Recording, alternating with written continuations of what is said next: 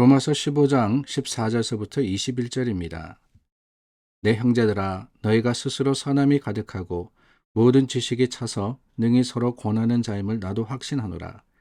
그러나 내가 너희로 다시 생각나게 하려고 하나님께서 내게 주신 은혜로 말미암아 더욱 담대히 대량 너희에게 썼노니 이 은혜는 곧 나로 이방인을 위하여 그리스도 예수의 일꾼이 되어 하나님의 복음의 제사장 직분을 하게 하사 이방인을 제물로 드리는 것이 열방 안에서 거룩하게 되어 받으실 만하게 하려 하심이라. 그러므로 내가 그리스도 예수 안에서 하나님의 일에 대하여 자랑하는 것이 있거니와 그리스도께서 이방인들을 순종하게 하기 위하여 나를 통하여 역사하신 것 외에는 내가 감히 말하지 아니하노라.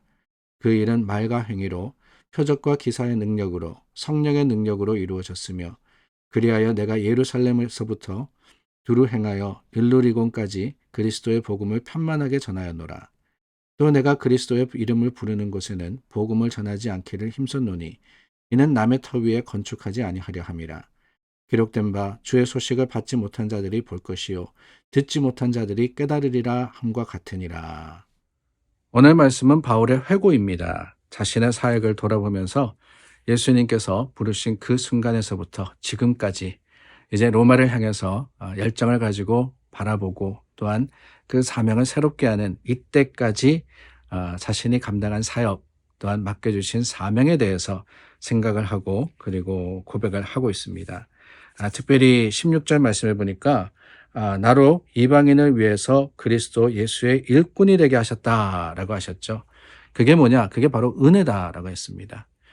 참 재미있습니다. 우리가 은혜, grace of God이라고 할 때는 하나님께서 우리에게 베풀어 주신 어떠한 만족할 만한 이런 일들을 생각하기 마련입니다. 내가 잘 되면은 그것도 하나님의 은혜고 내 기도에 응답이 되면은 그것도 하나님의 은혜고 내가 세상에서 성공하면 그것도 하나님의 은혜입니다. 그런데 여러분, 바울이 은혜라고 고백한 것이 무엇이냐? 이게 중요하죠. 바울의 은혜의 고백은 그가 많은 것을 가졌고 무엇을 이루었고 이게 아니었습니다. 이 은혜는 내게 주신 은혜 15절 말씀에서 이야기하는데요. 이 은혜는 예수 그리스도의 일꾼이 되게 하신 것, 그게 먼저라고 이야기하고 있어요. 예수 그리스도의 일꾼이 되게 하신 것. 16절의 일꾼이라는 것은 영어 성경에 보면 minister 이렇게 표현이 되어 있는데요. 말씀을 전하는 사람 또한 하나님의 말씀을 대언하는 사람 이런 이야기입니다. 이방인을 위해서 나를 일꾼 삼으셨다. 근데 여러분 말씀을 전하든 아니면 사역을 하든 중요한 것은 무엇이냐? 일꾼이라는 존재는 시키는 대로 하는 사람이라는 거예요. 주인이 시키는 것을 하는 것이 일꾼입니다. 오늘날도 그렇지 않습니까? 사업터에서 사장이 시키면 직원은 해야 되는 거예요. 공사판에서 주인이 일을 시키면은 그 밑에 있는 일꾼은 그것을 감당해야 하는 겁니다. 사실 쉬운 일이 아니죠. 근데 그럼에도 불구하고 바울이 그 사명을 무엇이라고 표현하느냐? 은혜라고 표현하고 있더라는 거예요. 은혜라고. 내게 맡겨주신 사역 자체가 은혜다. 이렇게 얘기를 하고 있습니다. 그 사역을 통해서 내가 뭔 대단한 사람이 된 게 은혜가 아니에요. 그 사역을 통해서 자기가 성공한 게 은혜가 아닙니다. 우리가 먼저 깨달아야 되는 것은 맡겨주신 그 일 자체가 은혜다라는 겁니다. 우리는 흔히 그렇게 이야기하죠. 하나님께서 내게 어떤 사역을 주셨을 때 예를 들어서 제가 목회를 한다라고 하면은 하나님의 은혜라고 생각을 하면은 목회를 하면서 흔히 세상은 그런 이야기를 합니다. 성공해가지고 교회가 커지고 수천 수만의 교인들을 거느린 그런 목회자가 되면은 목회 성공했다 그렇게 이야기하죠. 목회 성공했다 그렇지 않습니까, 여러분? 그걸 가지고 우리는 은혜다. 하나님께서 은혜를 베풀어 주셔가지고 성공하게 하셨다라고 합니다. 그런데 여러분, 바울의 고백에 의하면 그게 아니라는 거예요. 하나님의 주시는 은혜가 뭐냐, 성공이 뭐냐, 그것은 다름이 아니라 이미 나를 들어서 사용하시는 바로 거기에 있다는 겁니다. 내가 뭘 잘하고 못하고가 아닙니다. 결과가 있어야 되는 게 아니에요. 결과가 없다 할지라도 바울이 사명을 받았지만은 그 사명 가운데 이방인을 한 명도 구하지 못했다 할지라도 저는 이미 예수님이 바울을 만나주신 바로 그 순간, 다메섹 도상의 순간이 은혜였음을 바울이 알고 또한 그것을 저도 기억하며 고백하는 겁니다. 먼저가 일꾼이 되게 하신 것이 그게 바로 은혜입니다. 그리고 그 가운데 최선을 다할 때 하나님께서 열매를 주신 거예요. 열매를.